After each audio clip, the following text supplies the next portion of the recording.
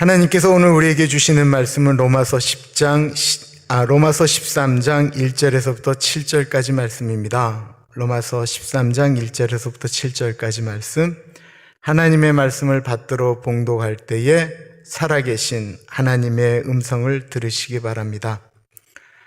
각 사람은 위에 있는 권세들에게 복종하라. 권세는 하나님으로부터 나지 않음이 없나니 모든 권세는 다 하나님께서 정하신 바라.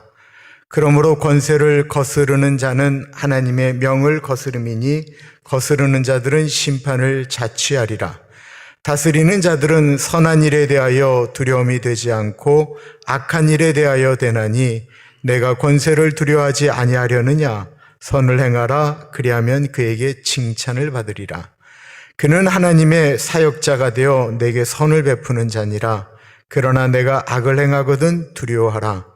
그가 공연히 칼을 가지지 아니하였으니 곧 하나님의 사역자가 되어 악을 행하는 자에게 진노하심을 따라 보응하는 자니라. 그러므로 복종하지 아니할 수 없으니 진노 때문에 할 것이 아니라 양심을 따라 할 것이라. 너희가 조세를 바치는 것도 이로 말미암음이라. 그들이 하나님의 일꾼이 되어 바로 이 일에 항상 힘쓰느니라.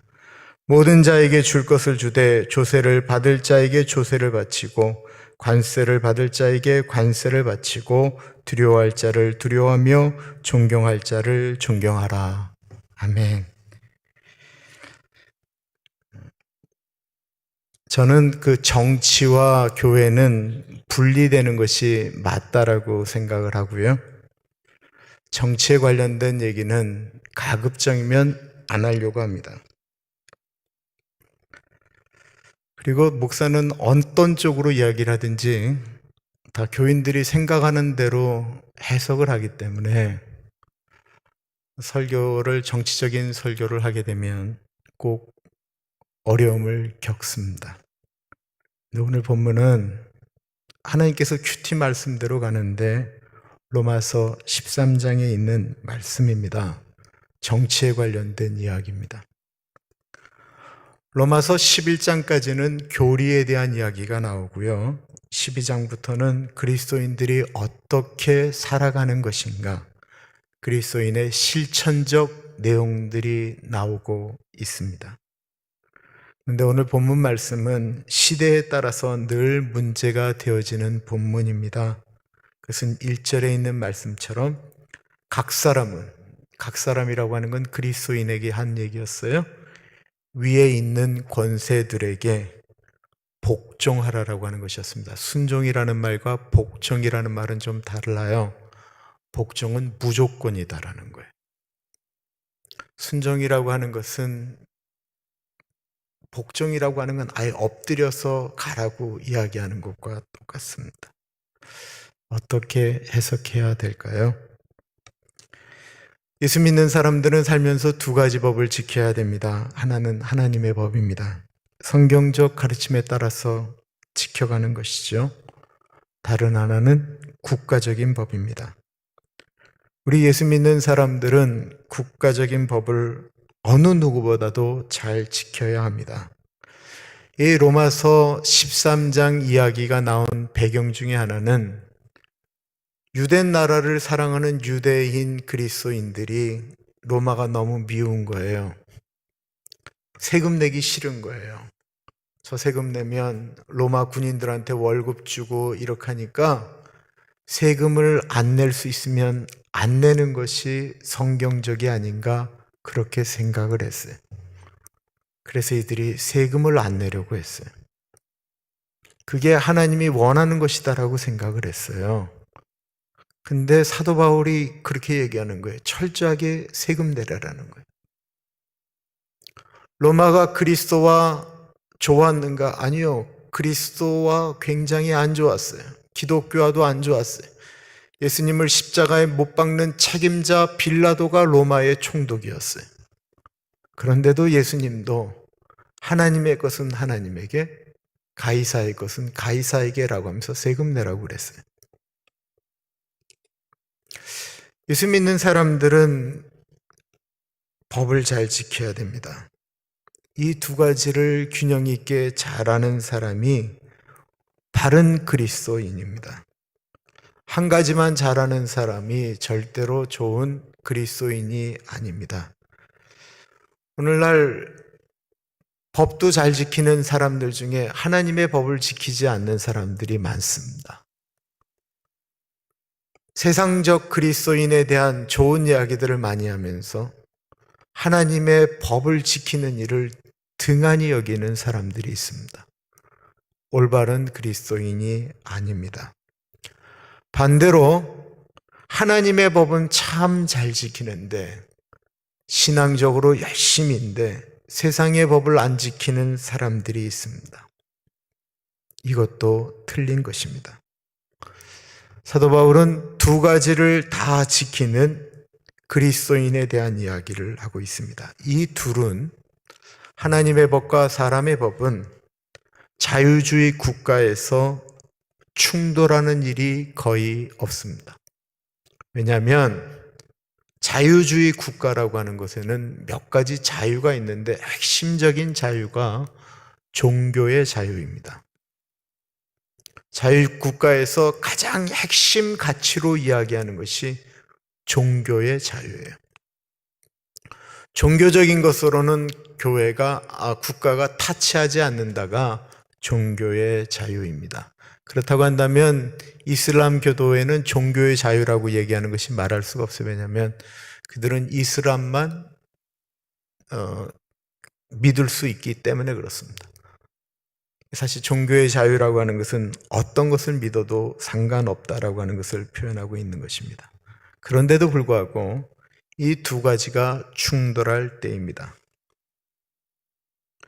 독실한 기독교인이 로마서 12장에 보면 원수 사랑하라고 이야기했고 원수 갚는 것은 하나님께 맡기라고 했는데 군대를 가게 됐습니다. 전쟁에 참여하게 됐습니다. 적군이 앞에 있습니다. 내 손에는 총이 있습니다. 군인으로서 총을 쏴야 되는 것이 맞습니까? 아니면 나는 총 안 쏘고 그냥 총에 맞아 죽겠다라고 얘기해서 총에 맞아 죽었어요. 순교입니까? 전사입니까? 전쟁에 나갔는데 나 혼자 죽는 건 괜찮은데 나는 총을 안 쏘기로 결심을 했어요. 전쟁 중이에요. 내 앞에 한 10m 정도 앞에 내 전우가 있어요. 전우는 우리 편 군인을 얘기하는 거예요. 군인이 적군과 싸우고 있는데 저쪽에다가 폭탄을 쏘려고 뭔가를 준비하고 있을 때 적군이 나타났어요. 내가 소리를 지르게 되면 모든 것들이 다 드러났기 때문에 내가 그 적군을 향하여 총을 쏴서 그 사람을 죽이지 않으면 내 앞에 있는 내 군인, 내 전우가 죽게 돼 있어요. 내가 신앙의 양심을 따라서 그 적군을 죽이지 않아서 내 전우가 총에 맞아 죽게 되었어요. 나는 신앙의 양심을 지킨 것입니까? 아니면 사람이 죽는, 엄밀한 의미에서 살인이죠. 살인을 방조한 것입니까?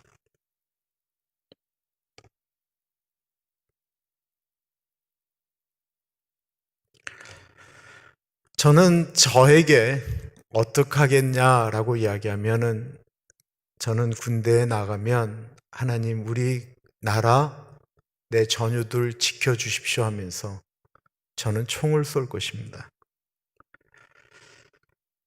생각이 다를 수 있습니다. 하나님의 법과 사람의 법이 충돌하게 될 때 우리는 어떻게 해야 되는가 참 결정하기가 어려운데 오늘 성경은 그것을 다루고 있습니다. 사실 오늘 본문 말씀을 준비하면서 저한테 굉장한 눌림이 있었고 일부 설교를 하고 난 다음에도 하나님 앞에 제가 기도를 더 많이 하게 됐습니다. 다 불편해할 수도 있고 우리 마음 가운데 그러나 제가 꼭 한 번은 짚어야 되겠다라고 하는 생각이 드는 부분이에요. 요즘은 너무나도 많은 분들이 한쪽 유튜브만 보기 때문에 균형을 다 잃어버렸다라는 생각도 들곤 합니다. 1절 보겠습니다. 각 사람은 위에 있는 권세들에게 복종하라. 권세는 하나님으로부터 나지 않음이 없나니 모든 권세는 다 하나님께서 정하신 바라. 이 팽팽하게 해석이 대립하는 것입니다. 진보적인 신앙을 가지고 있는 분들은 옳은 권세에는 복종해야 되지만 잘못된 권세에는 복종하지 않겠다. 이게 진보주의 신학의 핵심입니다. 반대로 복음주의, 보수주의 신앙은 모든 권세는 하나님께서 주셨다라고 하는 것을 믿고 복종하는 것입니다. 그렇다고 한다면 저의 신앙은 어느 쪽이냐면 저는 후자입니다. 저는 모든 권세는 하나님의 주권 아래에 있다라고 믿습니다. 오늘 본문은 하나님이 그 권세를 주셨다라고 말하고 있습니다. 그러므로 그 권위를 인정하지 않는 것은 바로 그를 보내신 하나님을 인정하지 않는 것과 마찬가지다라고 말씀하고 있는 것입니다. 베드로전서 2장 13절과 14절을 보겠습니다. 인간의 모든 제도를 주를 위하여 순종하되 혹은 위에 있는 왕이나 혹은 그가 악행하는 자를 징벌하고 선행하는 자를 포상하기 위하여 보낸 총독에게 하라. 이 말은 지도자를 통해서 세상의 악한 사람들이 징벌받는다라고 말하고 있습니다. 열왕기나 역대기를 보시면 착한 왕보다는 악한 왕이 훨씬 더 많습니다. 이스라엘이 악할 때는 그 이스라엘보다 더 악한 왕을 보내서 이스라엘이 아픔을 겪게 만들었습니다. 이스라엘을 괴롭혔던 고레스라고 하는 바벨론의 왕을 가리켜 하나님은 자신의 종이다라고 이야기하셨고요. 하나님을 신실하게 믿었던 사드락과 메삭과 아벳느고라고 하는 다니엘의 친구들을 끓는 불가마에 집어던진 느부갓네살 왕을 가리켜 하나님이 들어 쓰시는 지팡이다라고 성경은 말씀하고 있습니다. 예수님의 죽음을 생각해 봅니다. 예수님이 말도 안 되는 이유를 가지고 빌라도 앞에 서 있습니다. 빌라도가 예수님에게 질문을 할 때에 예수님이 단 한마디도 하시지를 않고 입을 꽉 다물고 있으니까 빌라도가 요한복음 19장 10절에 다음과 같이 말씀합니다. 빌라도가 이르되 내게 말하지 아니하느냐? 내가 너를 놓을 권한도 있고 십자가에 못 박을 권한도 있는 줄 알지 못하느냐? 한마디로 자신에게 사람을 죽일 수도 있고 살릴 수도 있는 권세가 있다라고 하는 것입니다. 그에 대해서 예수님이 아니다라고 말씀하시는 것이 맞는 것 아닌가요? 그런데 예수님이 맞다라고 표현하고 있습니다. 위에서 주지 아니하셨다면 나를 해야 할 권세가 없으려니와. 그런데 공동 번역에 보시면 빌라도야 네가 하늘에서 권한을 받지 않았다면 나를 어떻게도 할 수 없을 것이다. 반대로 이 말은 위에서 권세를 주었다라는 말이에요. 이의리 목사님 혹시 에어컨을 좀 더 낮출 수 있을까요?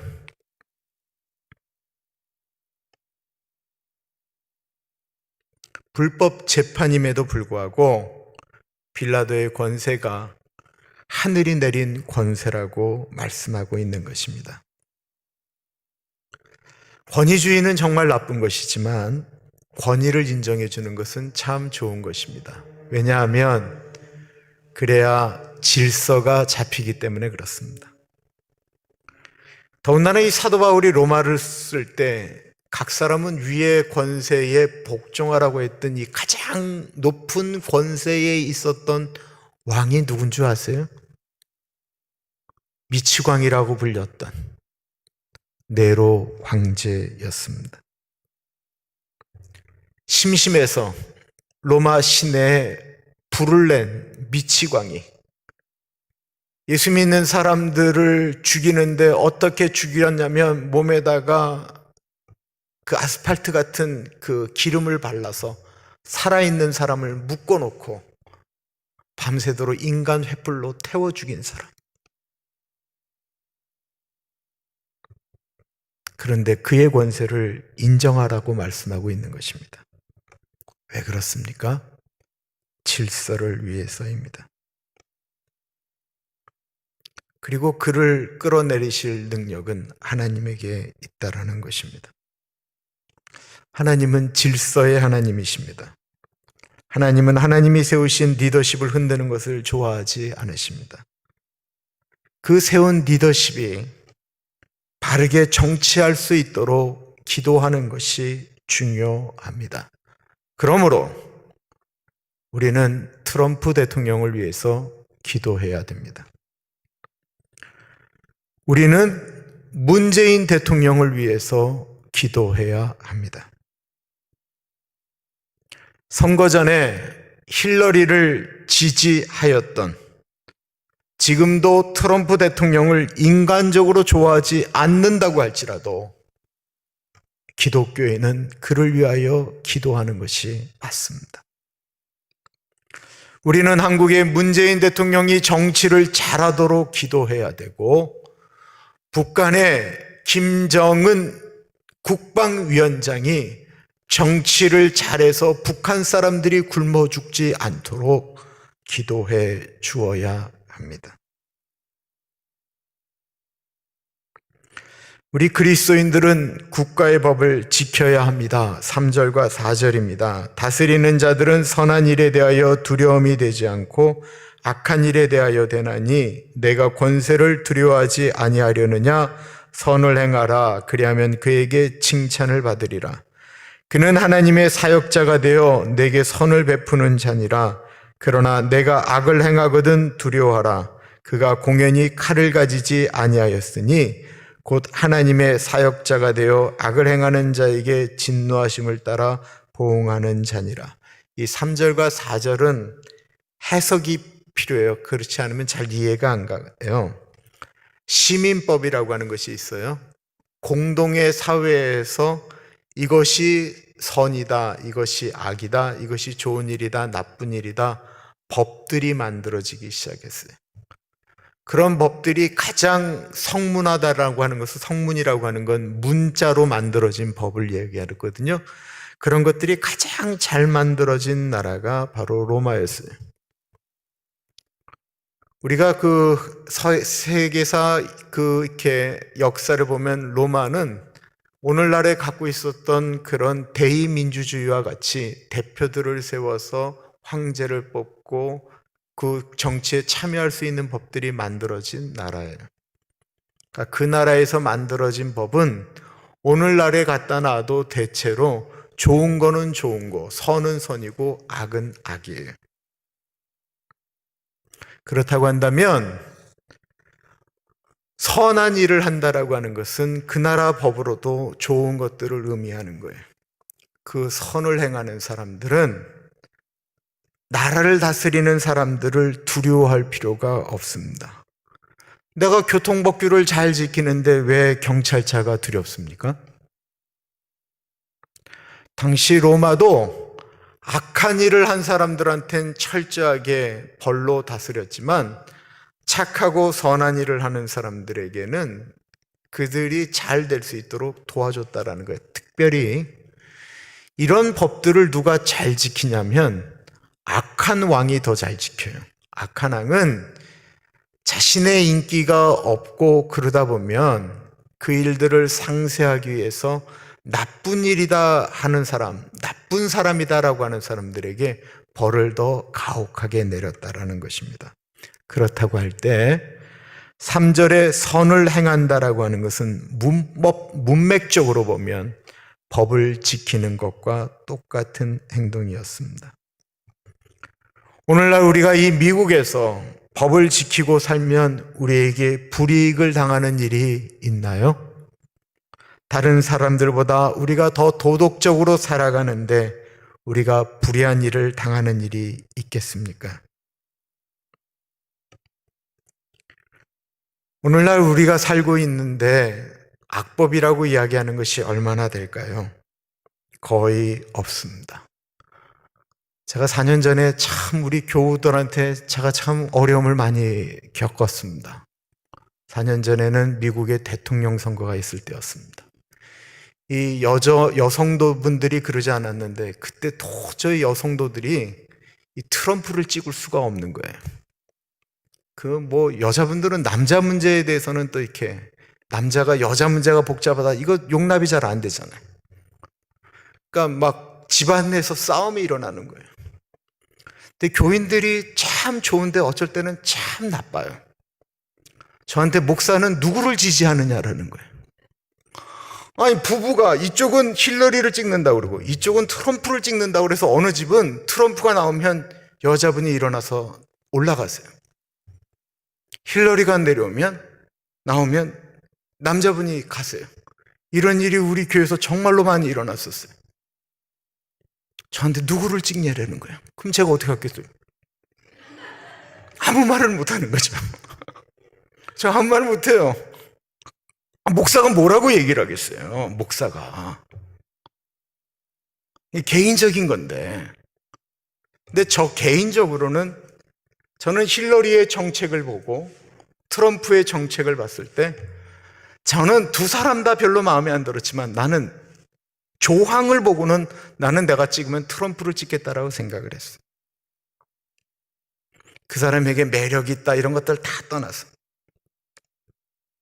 저는 만약에 이번에도 두 사람의 정책을 보면서 어떤 정책이 더 하나님 편에 서 있는가라고 하면 저는 그쪽을 선택하려고 합니다. 4년 전에 선거에 힐러리 후보가 트럼프보다 더 많은 표를 얻고도 떨어졌습니다. 기억하실 겁니다. 얼마나 억울하겠어요? 내가 표를 더 많이 얻었는데 떨어진 것입니다. 그런데도 불구하고 순복할 수밖에 없었습니다. 왜 그럴까요? 미국의 법이 그렇기 때문에 그렇습니다. 법이. 그런데 이 일은 처음 일어난 것이 아니고 지금으로부터 정확히 20년 전에 똑같은 일이 발생하였습니다. 20년 전은 제가 미국에 왔던 해이기 때문에 제가 생생하게 기억이 납니다. 공화당의 부시 후보와 민주당의 엘 고어 후보가 맞붙었습니다. 백중지세였는데 표는 엘 고어 후보가 아주 많이 더 받았습니다. 그럼에도 불구하고 승자가 독식한다. 뭐냐면 캘리포니아에서 51대 49로 어느 당이 이겼다. 민주당이 이겼다 하면 이 49는 싹 없어지고 모두 다 민주당이 그 표를 가져가는 거예요. 대의원의 숫자를. 이런 식으로 승자 독식이라고 하는 이 미국만이 갖고 있는 독특한 법에 의해서 대의원의 숫자가 공화당이 더 많아서 부시가 당선되게 되었는데 문제는 플로리다에서 일어나게 되었습니다. 플로리다가 우리가 아는 것처럼 미국의 아주 큰 주 중에 한 주입니다.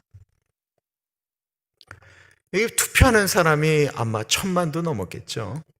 그런데 부시와 엘고의 득표 차이가 0.5%가 안 되는 2,700표였습니다. 법적으로 0.5% 미만이면 그 0.1%나 됐을까요? 그러면 재검을 할 수 있습니다. 그래서 부시가 당선됐다고 했다가 이게 취소가 됐어요. 민주당에서 재검표를 직접 미국의 헌법재판소라고 이야기하는 연방 대법원에다가 제소를 한 거예요. 그래서 선거가 끝났는데도 불구하고 어느 곳도 우리가 대통령이 되었다라고 하는 얘기가 언론에서도 어디서도 다 모두 멈추었습니다. 연방 대법원에서 그것에 대해서 결정을 하기까지.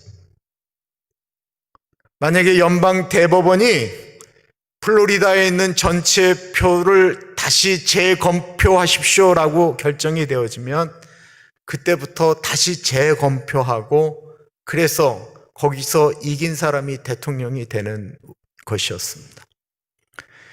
민주당에서는 연방 대법원에다가 재검표를 요구했고, 공화당에서는 재검표하지 말라다는 청원을 두 개를 다 같이 넣었어요. 그때 이 연방 대법원이 재검표하라고 이야기하지 않고 2000년 12월 13일에 더 이상 국가가 두 동강이 나는 것을 원치 않아서 연방 대법원에서 어이없게도 플로리다는 재검표하지 않는다라고 결정을 하였습니다.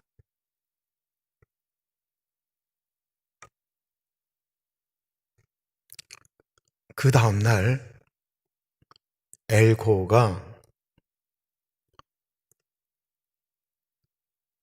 연방 대법원의 결정에 나는 동의하지 못한다가 아니고 낙선 연설이라고 하는 것을 했는데, 제가 그때 얼마나 감동을 받았는지, 제가 그것을 보면서 이 미국이란 나라가 정말 멋진 나라구나, 정말 하나님 섬기는 나라구나, 이 나라 진짜 복받은 나라구나 생각하고 내가 여러 번을 읽었습니다. 왜냐하면 나는 이해 못하기 때문에. 어떻게 표를 더 많이 받은 사람이 떨어질 수 있는가? 더군다나 재검표하면 역전될 수 있는데 그것을 하지 않겠다라고 하는 말에 어떻게 순복할 수 있는가? 그런데 그의 낙선 연설에는 그가 얼마나 하나님을 사랑하는 사람이고 이 미국을 사랑하는 사람인가, 그게 그대로 드러나 있었습니다. 읽어보겠습니다. 저는 방금 전 조지 부시에게 전화를 걸어 미국의 43대 대통령이 된 것을 축하했습니다. 150년 전 대통령 선거에서 더글라스 상원 의원은 링컨에게 패한 뒤 당파심이 애국심보다 앞설 수는 없다. 나는 당신과 함께할 것이며 각하에게 하나님의 가호가 있기를 빈다고 했습니다. 나는 지금 같은 심정으로 부시 대통령 당선자에게 당파적인 증오의 찌꺼기는 없어져야 한다고 말했으며, 그가 이 나라를 이끌어가는데 하나님의 은혜가 있기를 빌었습니다. 이 길고 힘든 길은 그도 나도 예상하지 못한 것이었습니다. 누구도 원하지 않았던 상황이 벌어졌고, 이 상황은 민주주의의 명예로운 제도를 통해서 이제 매듭을 짓게 되었습니다. 한 법과대학 도서관에는 인간이 아니라 하나님과 법에 따라라는 글이 새겨져 있습니다. 이것이 미국적 자유의 원칙이며 민주주의적 자유의 출발점인 것입니다. 이제 연방 대법원의 판결이 내려졌습니다. 저는 그 판결에 결코 동의할 수 없습니다. 그러나 받아들이겠습니다. 나는 국민의 단합과 민주주의의 강화를 위해 승복하기로 결정했습니다. 아울러 나의 책무도 인정합니다. 조건 없이 새 대통령 당선자를 존경하며 그가 독립선언문에 명시되어 있고 헌법이 추구하는 비전을 실현하는 데 협조를 아끼지 않을 것입니다. 그동안 나를 지지하고 우리가 추구해온 큰 명분을 지지해 준 분들께 감사드립니다. 역사는 우리에게 숱한 도전과 투쟁의 과정을 보여주는 교과서입니다. 결승선에 도달하기 전에 무수한 논쟁이 오갔지만 일단 결과가 정해지면 승자나 패자나 담담하게 받아들이는 것이 화합의 정신임을 우리는 익히 알고 있습니다. 나에게 힘을 실어준 지지자들이 느끼는 것처럼 저도 실망스럽습니다. 그러나 애국심으로 실망감을 극복해야 할 것입니다. 우리는 부시 대통령 당선자가 짊어질 무거운 짐을 덜어주는데 조금도 망설이지 않을 것입니다. 나와 함께 했던 지지자들에게 이제는 새 대통령 뒤에서 든든한 버팀목이 돼주기를 당부드립니다. 그것이 미국입니다. 우리 당의 신념보다 더 귀중한 의무가 우리 앞에 있습니다. 이것이 미국입니다. 우리는 정당보다 국가를 우선할 것입니다. 우리는 우리의 새 대통령을 뒤따를 것입니다. 이번 선거를 치르면서 나는 미국의 힘을 느꼈습니다. 이 나라를 위해 싸운다라는 것이 얼마나 가치 있는 일인지를 깨달았으며 나는 이 싸움을 이어갈 것입니다. 내 아버지는 아무리 이룬 것이 많다고 해도 패배가 주는 가르침을 따라가면 영광의 날이 온다라고 일깨워 주었습니다. 정치 싸움은 막을 내렸습니다. 이제 일터로 돌아가 전 세계에서 우리를 기다리는 많은 사람들에게 손을 내밀어야 할 것입니다. 국민 여러분, 이제는 돌아가야 할 때입니다.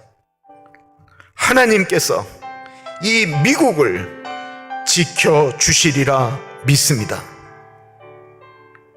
그리고 4년 후에 부시 대통령은 존 케리 민주당 후보를 두르고 재선에 성공하였습니다. 그때도 선거 방식에 대한 논란이 있었습니다. 존 케리가 낙선되고 나서 한 낙선 연설은 다음과 같습니다. 미국 선거에 패자란 있을 수 없습니다. 어느 후보가 당선이 되었던 그 다음날 아침에 깨어나면 우리는 모두 미국인일 뿐입니다. 이제는 나라를 위해 서로 협력하고 공동의 목적을 찾는 것이 우리의 의무이며 후회나 분노, 증오를 갖지 말고 공동의 노력에 동참해야 합니다. 나는 당파적인 분열에 다리를 놓기 위해 제 몫을 다하겠습니다. 여러분들도 모두 여기에 동참해 주기를 바랍니다.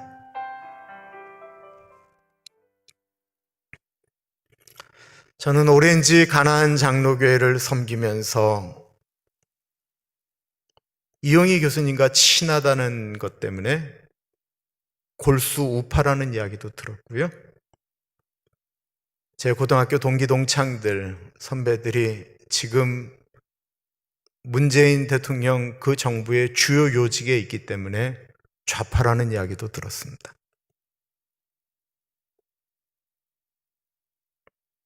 그러나 그 사람들이 저를 기억할 일은 전혀 없습니다.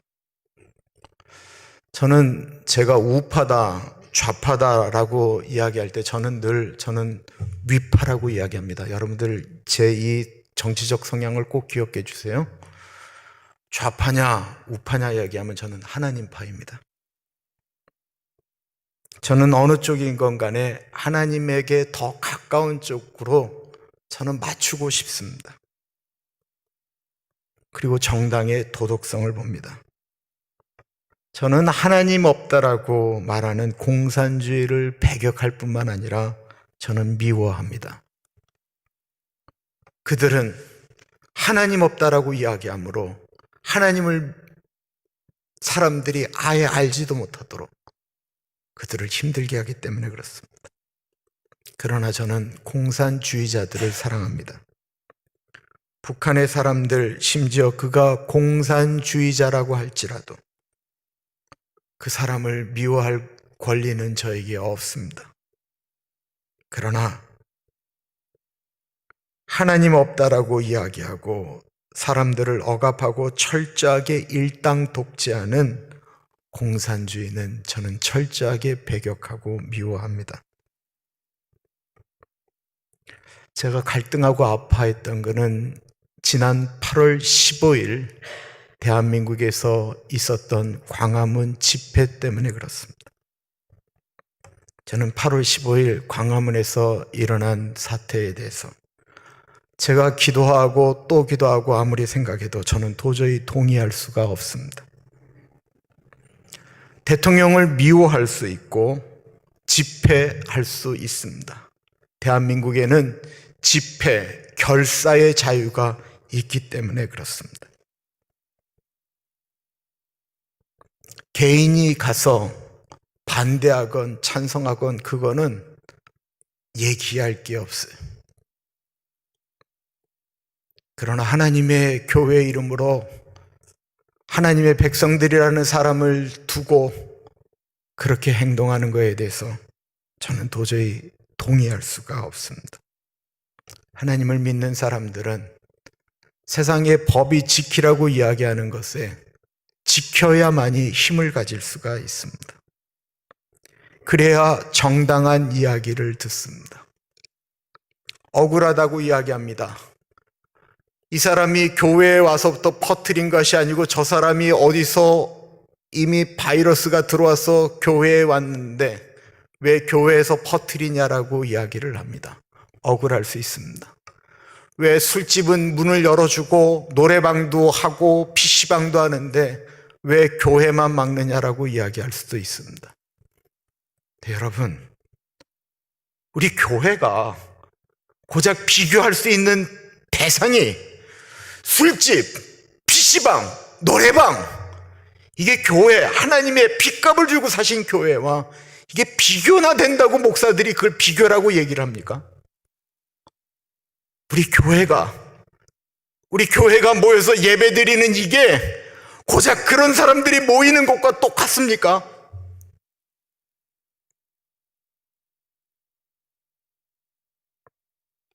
왜 민노총이 데모를 하고 왜 의사들이 파업을 하는 것은 내버려 두고 왜 하나님의 교회만 갖고 시비를 거느냐? 저는 그렇게 비교가 되도록 얘기하는 것 자체가 싫어요.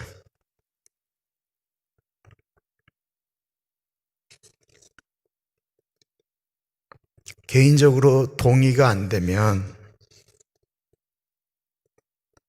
민주주의의 제일 좋은 것은 표를 가지고 자기의 의견을 내놓는 거잖아요. 하나님 까불면 나에게 혼날 줄 알아. 이거 누가 한 말인 줄 아세요? 그 목사님이 하신 말씀이에요. 근데 어떻게 동의하세요? 내가 정치적 성향이 같으면 무슨 말을 해도 동의해 줘야 되는 겁니까? 이번 사건으로 인해 언론에서 작정을 하고 교회를 두들겨 패기 시작했습니다. 어떤 식당 앞에 뭐라고 있었냐면 교인들은 사절합니다라고 붙여놨어요. 언론이 교회를 잡기 위한 것이건 아니건 간에 그건 난 두 번째라고 이야기하고 싶어요. 한 사람 전도하기가 얼마나 어려운데, 주께로 돌아오기가 얼마나 힘든데, 이번 일은 어쨌든 간에 한국 교회, 우리 미래에 그것을 극복하려면 굉장히 큰 어려움을 준 것이 사실입니다.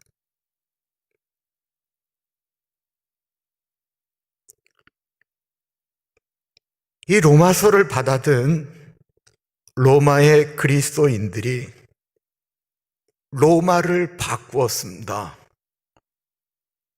핍박받고 고난받고 사자들에게 찢겨 죽고 인간 횃불이 돼서 타 죽고 목뼘짐 맞고 톱으로 켜 죽고 십자가에 거꾸로 매달려 죽고 지금보다도 훨씬 더 종교적인 타락이 많을 때 그들이 세상을 바꾼 건 쿠데타 때문이 아니었습니다.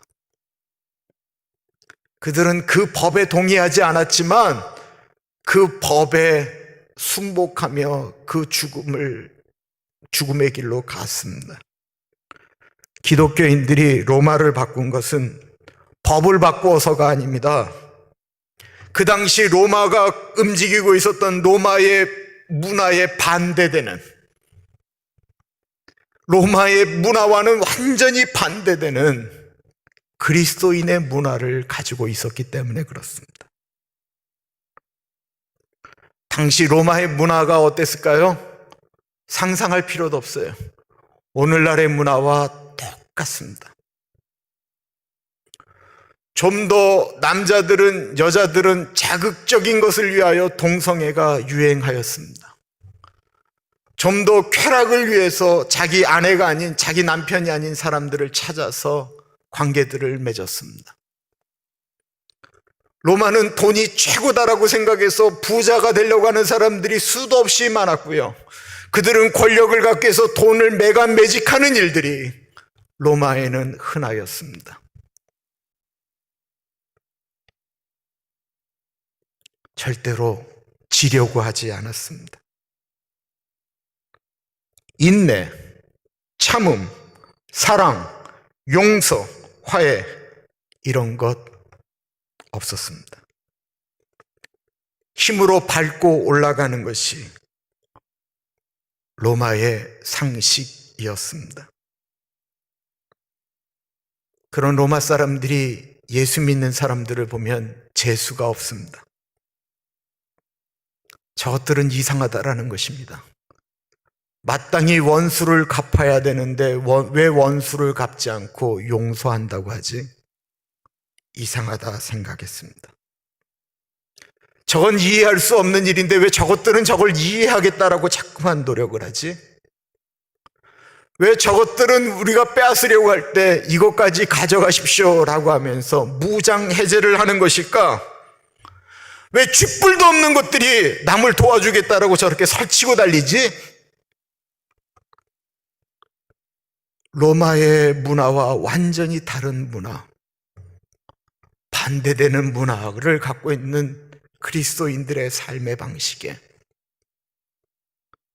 사람들은 우리와 다른 것을 넘어서 내가 갖고 있는 것이 옳지 않다라고 하는 생각 가운데 그들의 문화가 무너지기 시작한 것입니다. 오늘날 어떻습니까? 예수 믿는 사람들이 추구하는 예수 믿는 사람들의 문화와 예수 안 믿는 사람들이 추구하는 문화가 어디 다른 게 무엇이 있나요? 예전에는 저런 야한 영화, 저런 폭력적인 영화는 우리의 영적인 세계에 도움이 안 된다라고 안 보는 것이 그리스도인의 삶의 문화였습니다. 오늘날 다 봅니다. 물론 안 보는 분들이 있겠죠. 그러나 똑같이 다 봅니다. 그런 안 좋은 것들이, 그런 것들이 우리의 마음을 얼마나 자극하는지 모르고 그대로 다 행합니다. 다 돈을 벌기 위해서는 자기의 것을, 목적을 이루기 위해서는 어떤 방법, 수단, 방법을 가리지 않는 사람들과 예수 믿는 사람들이 물론 좀 차이가 나면 좋겠는데 별로 차이가 없습니다. 예수 믿는 사람들이 모여서 이야기하는 것이 예수 안 믿는 사람들이 모여서 얘기하는 것과 똑같습니다.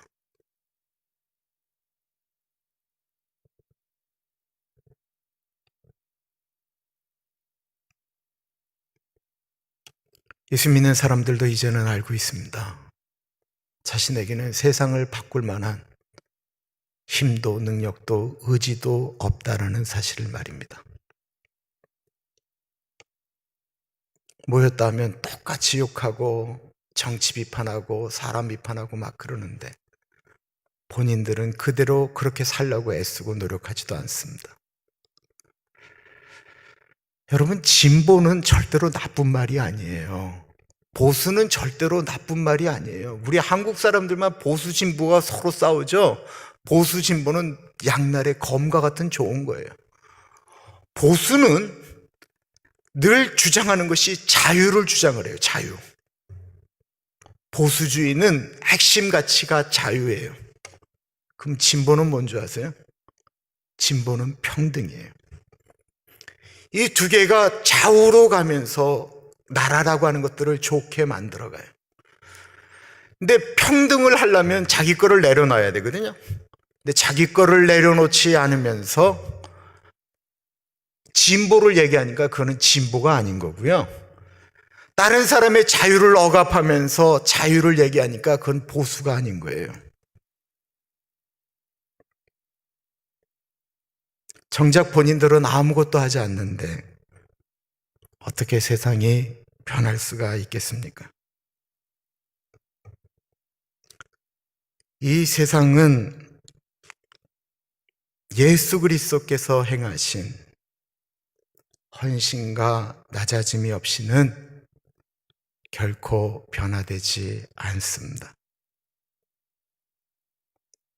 세속의 문화에 반대되어지는 예수 그리스도의 정신으로 우리의 문화가 바뀌지 않는 한 세상은 바뀔 수가 없습니다.